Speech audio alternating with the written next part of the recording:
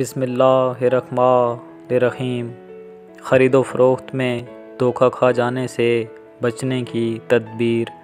ایک صحابی نے ایک دفعہ حضور اکرم صلی اللہ علیہ وآلہ وسلم سے عرض کی کہ اے رسول خدا، میں جب بھی خرید و فروخت کرتا ہوں دھوکہ کھا جاتا ہوں۔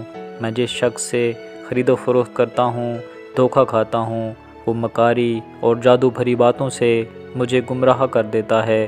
رسول اکرم صلی اللہ علیہ وآلہ وسلم نے فرمایا، جس معاملے میں تم دھوکے سے ڈرے 3 دن کے لیے اپنے لیے اختیار کی شرط باندھ لے، کیونکہ آہستہ روی یقیناً خدا کی طرف سے ہے اور تیری جلد بازی شیطان ملعون کی طرف سے۔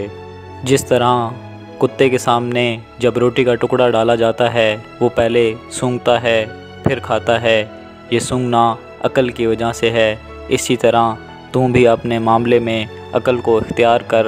یہ زمین اور آسمان خدا نے آہستگی کے ساتھ 6 دن میں پیدا کیے، ورنہ خدا قادر ہے اس بات پہ کہ کن فیکون کے ذریعے سینکڑوں آسمان اور زمین پیدا کر دے۔ جس طرح خدا تعالیٰ آدمی کو 40 سال میں بھرپور جوان اور مرد بناتا ہے، اگرچہ وہ قادر ہے کہ ایک دم سے ہی جوان شخص کو پیدا کر دے۔ آہستہ روی تیری تعلیم کے لیے ہے، وہ چھوٹی نہر جو ہمیشہ جاری رہتی ہے، ناپاک اور گندی نہیں ہوتی۔